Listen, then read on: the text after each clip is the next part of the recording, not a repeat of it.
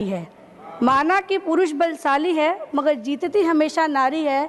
सांवरिया के 56 भोग पर एक तुलसी का पत्ता भारी है, एक तुलसी का पत्ता भारी है। अब जो हमारी राष्ट्रपति हैं ये भी हमारा सौभाग्य है कि वो भी एक महिला हैं। वित्त मंत्री वो भी एक महिला हैं। आज सबसे ज़्यादा देश में भारतीय जनता पार्टी की लोकसभा सदस्य है वो भी भाजपा से हैं, राज्यसभा है महिलाएं हैं वो भी भाजपा से हैं, विधायक हैं वो भी भाजपा से हैं और मैं खुद भी एक महिला हूँ। आज हमारी पार्टी के संगठन में भी पूरा रेशियो निकालिएगा, सबसे ज़्यादा संगठन में महिलाएं हैं तो भारतीय जनता पार्टी की हैं। मैं अपनी बात इसी में 2 लाइन से शुरू करूंगी कि 2014 के बाद में अगर मैं महिलाओं योजना पे बात करना चाहूँगी तो 24 घंटे मैं नॉन स्टॉप बोल सकती हूँ, इतनी योजनाएं हमारे पास में हैं। तो मैं इसी में महिलाओं के लिए 2 लाइन कह के अपनी बात शुरू करूँगी। माना कि पुरुष बलशाली है, माना कि पुरुष बलशाली है मगर जीतती हमेशा नारी है। माना कि पुरुष बलशाली है मगर जीतती हमेशा नारी है। सांवरिया के 56 भोग पर एक तुलसी का पत्ता भारी है, एक तुलसी का पत्ता भारी है। और उस तुलसी के पत्ते को कोई 2014 के बाद महत्व दे रहा है तो हमारी मोदी सरकार दे रही है और लगातार दे रही है।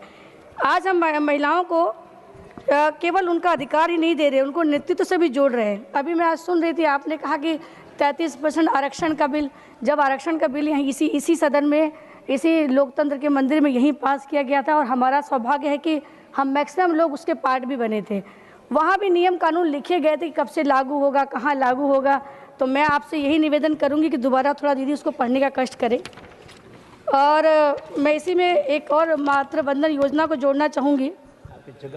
हमारी सरकार ने ये सुनिश्चित किया है कि किसी भी माँ के पोषण में अगर कोई तंगी हो तो आर्थिक तंगी के हिसाब के कारण कभी भी माता और शिशु में कोई कमी नहीं आई। 6,000 तक की हम सीधी आर्थिक मदद दे रहे हैं। और अभी मैंने आपने देखा, आपने वो चिप्स वाला जो उदाहरण दिया उसके लिए भी मैं बताऊंगी कि कोई ऐसी योजना हमारी आती ही नहीं है जिसमें महिलाओं के लिए अलग से कुछ लिखा ही ना हो। मैं विकसित भारत जी राम जी का भी स्वागत करूंगी। इस विधेयक में महिलाओं को 1/3 भागीदारी को कानूनी गारंटी देना यह बताता है कि हम अपनी बहनों को राष्ट्र निर्माण में सक्रिय भागीदार बना रहे हैं। और मैं आपको बताऊं, अभी एक लाइन अभी मैं किसी और भी माननीय सदस्य को विपक्ष में सुन रही थी कि महिलाओं को रोजगार से नहीं जोड़ रहे हैं, तो मैं एक आंकड़ा बताना चाहूँगी। मुद्रा योजना आज महिला उद्यमियों के लिए वरदान साबित हुई है। इस योजना के अंतर्गत हमारी बहनें 50,000 से लेकर 20 लाख तक का लोन बिना किसी परेशानी के प्राप्त कर रही हैं। आज भारत की नारी अब जॉब सीकर नहीं है, जॉब क्रिएटर बन गई है। आज 10 करोड़ बहनें स्व सहायता समूहों से जुड़कर अपनी किस्मत को बदल रही हैं। मोदी सरकार ने कुल 3 करोड़ महिलाओं को लखपति दीदी बनाने का लक्ष्य निर्धारित किया था। देश में मुझे बताते हुए बहुत हर्ष हो रहा है सदन को कि आज 2 करोड़ से अधिक महिलाओं को इस लक्ष्य को प्राप्त कर चुकी हैं। माननीय सभापति महोदय, में ये जो स्मार्टफोन है इसी के बारे में बता रही। मैं ग्रामीण क्षेत्र से विधायक थी। जब ये फ़ोन नया आया था तो घंटी घर में बजती थी, लेकिन महिलाओं को छूने की परमिशन इसको ग्रामीण क्षेत्रों में नहीं थी। ऐसे मैंने खुद अपने आँख से कान से सुना, मैं वही बता रही हूँ। अरे नहीं छूना मत, उठाओगे पता नहीं क्या दब जाएगा, मतलब ऐसी बातें होती थी। आज उन्हीं ग्रामीण महिलाओं पर ड्रोन दीदी का जो दायित्व सौंपा है वो मोदी सरकार ने सौंपा है। उनकी तकनीकी क्षमता पर किसी ने विश्वास किया, मोदी सरकार ने किया है।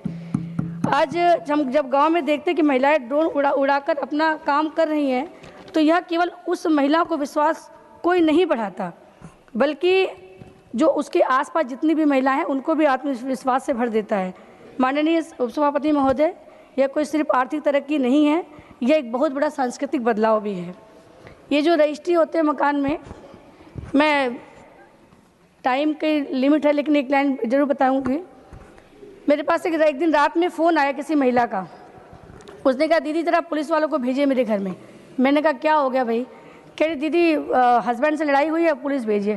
तो मैंने कहा एक बात मुझे बताओ, कोई अगर ऐसी बात हो तो मुझे बताओ, तो मैं प्रधान जी पूर्व प्रधान किसी को भेजती हूँ, जब वहीं रहना तो क्यों लड़ना।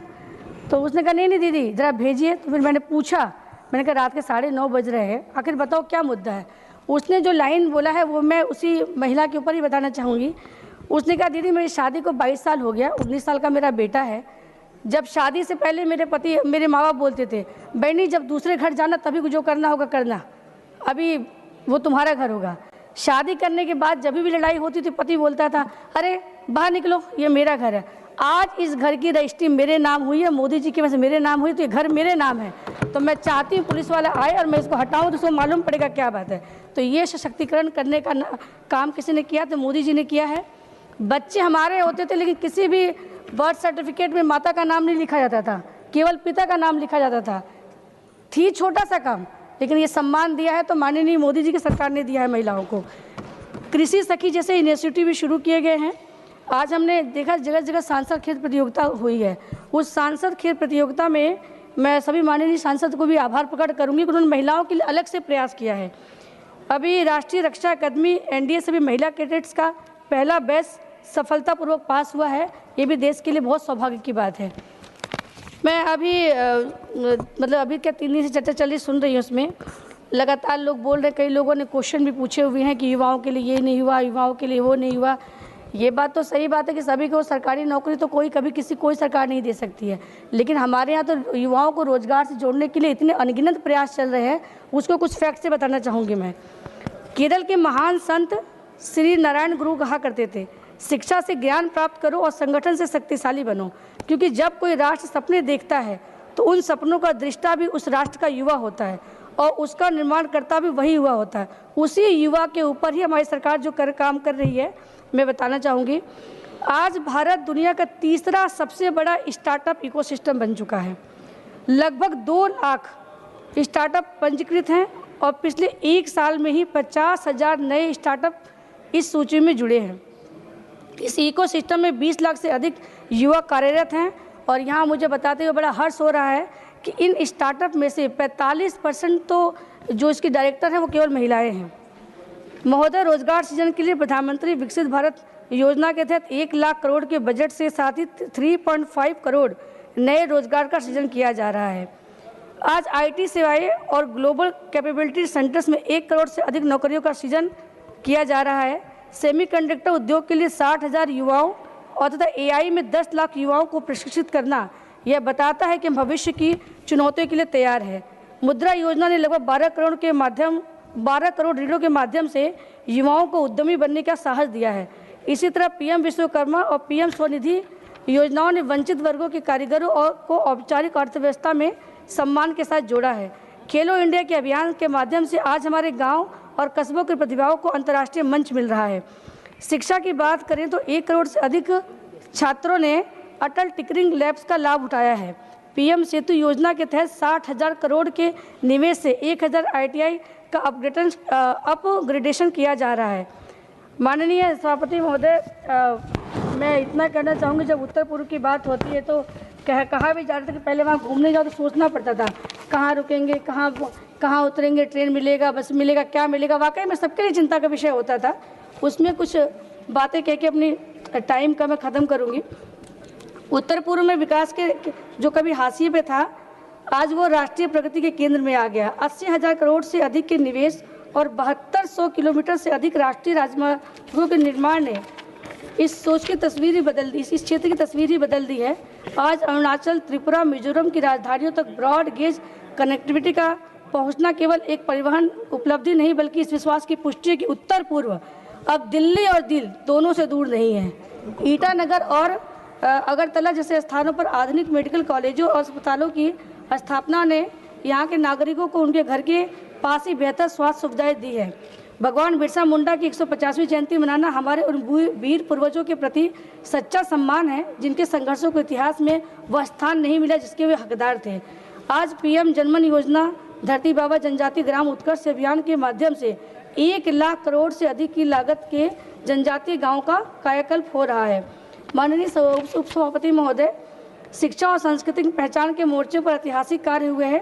जनजातीय क्षेत्रों में स्थापित 400 से अधिक एकलव्य मॉडल आवासीय विद्यालय, करोड़ों छात्रों को दी गई पोस्ट मैट्रिक छात्रवृत्ति हमारे युवाओं के भविष्य को सुरक्षित कर रही है। साथ ही संविधान को संथाली भाषा में अनुवाद यह सिद्ध करता है कि हमारी सरकार विकास के साथ साथ जनजातीय भाषाओं और सांस्कृतिक गरिमा को अक्षुण्ण रखने के लिए प्रतिबद्ध है। माननीय सभापति महोदय,